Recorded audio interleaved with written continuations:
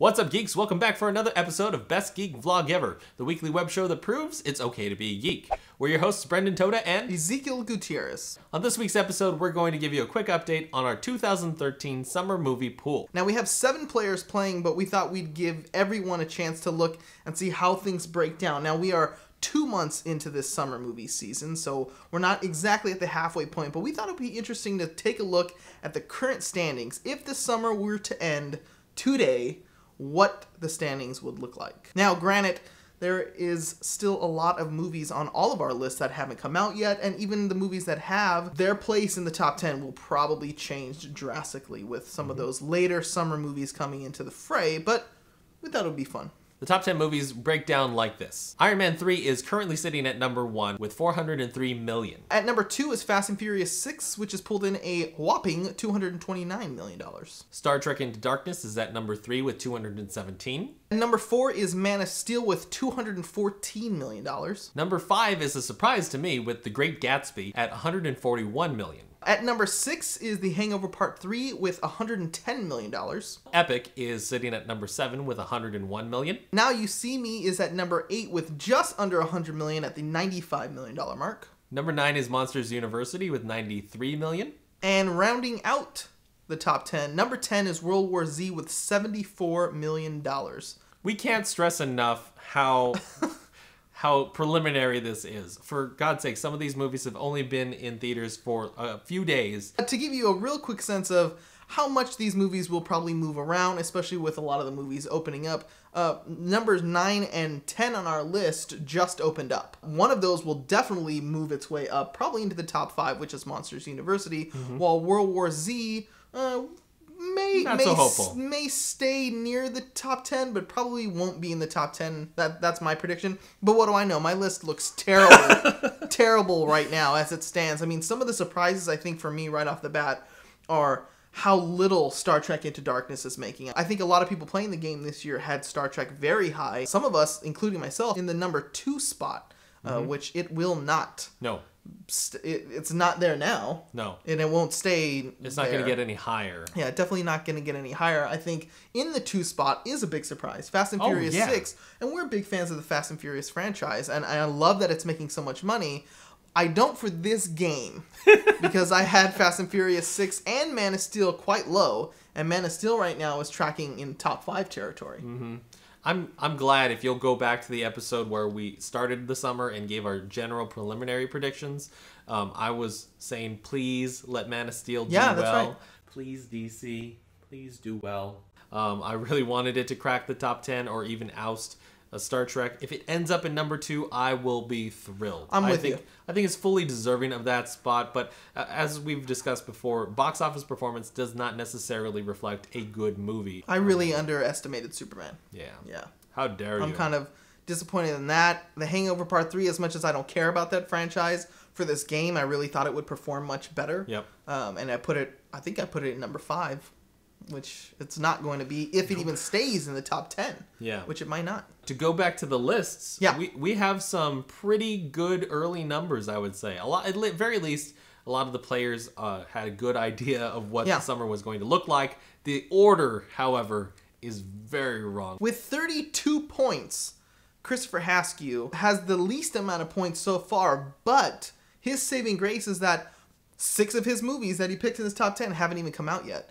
And 32, when you look at the rest of these numbers, it's all sort of in the same ballpark. It's all pretty close. So the fact that most of his movies haven't come out yet might bode well for him. Next on the list is me, Brenden Toda himself, with a whopping 37 points. Oh boy, I'm beating him by a whole 5-point spread. I'm not doing so well here. I think my downfall in this is underestimating Fast and Furious 6, which, well, I think most of us did.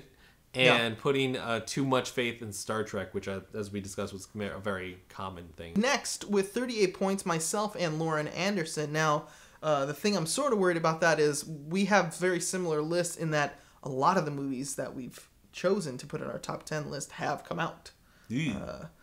Hopefully they'll move around and suit our placement better because, you know, I've got a lot of movies that are just on the list, so I get a couple points for that. I'd like it to be closer to where I put it so I can get more points. But right now, we are tied for the third lowest at 38 points. Come on, Lone Ranger. Come on, Lone Ranger. Hi-ho, Silver. Come on. It's really sad because I'm sort of banking on Lone Ranger to really do well because it's right in the middle of my list. Yeah. And as much as I don't care about that movie at all, I care where it ends up. Yeah, I do. Just edging out Lauren and Easy is one with 39 points. So just 1 point ahead of the both of them. I got to say, out of all the lists that we have this year, his is the most eccentric, I'll say. Random? A little random.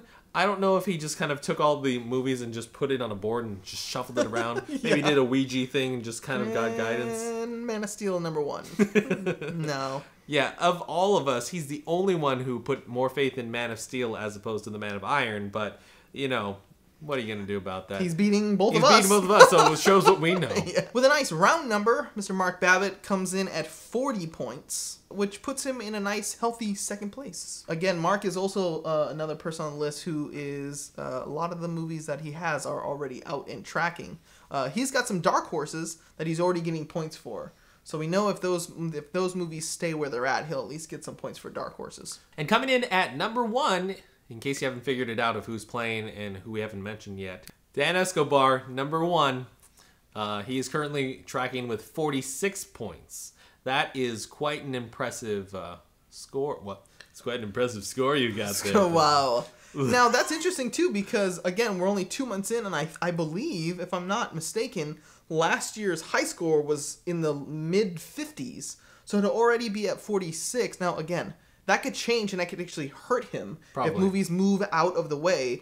We may look back on this in September and say, well, man, Dan had 46, but now a lot of things have moved out of that top 10, so he doesn't have as many points. But right now, if the summer ended, you'd be our big winner, buddy.